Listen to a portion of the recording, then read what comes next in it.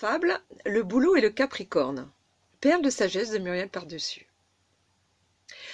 Dans une forêt de hauts plateaux, insectes et végétaux se faisaient bonne compagnie. Mais pas de câlinerie. Un vieux bouleau centenaire, usé du bon temps avec ses pairs, s'occupait de ce qui passait à la ronde, mais pas le moins de son monde.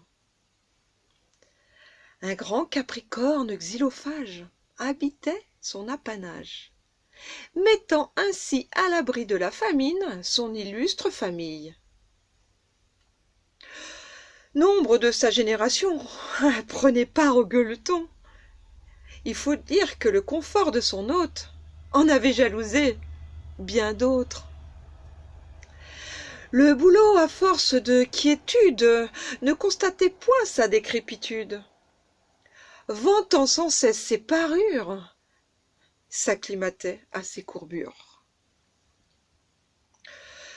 Pendant qu'il n'offrait au voisinage que vertu de ses eaux et feuillages, le capricorne, abondant d'œufs à larves, édifiait graduellement son enclave.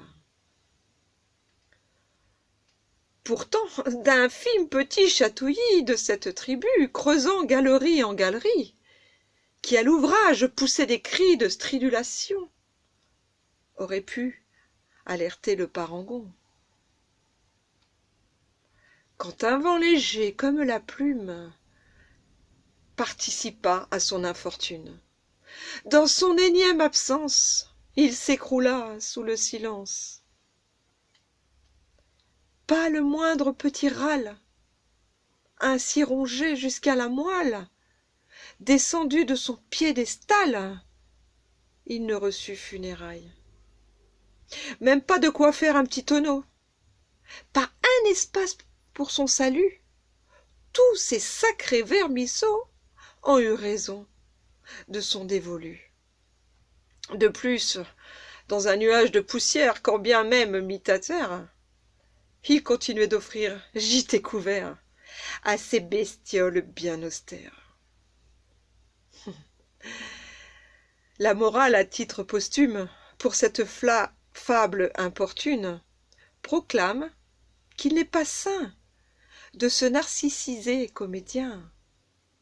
Être seul avec soi-même, souvent, en vaut bien la peine, que d'offrir un grand festin à des insectes dérobant destin.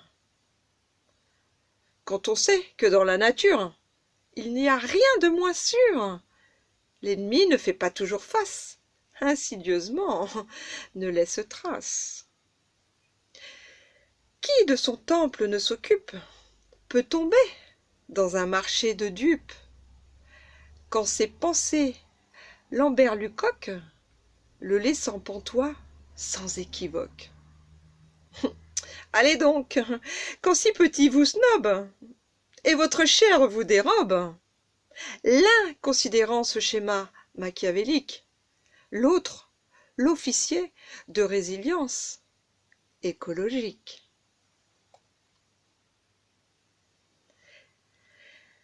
Si mes ouvrages vous plaisent, abonnez-vous à cette chaîne et cliquez sur la cloche pour recevoir toutes mes notifications. Amour et gratitude.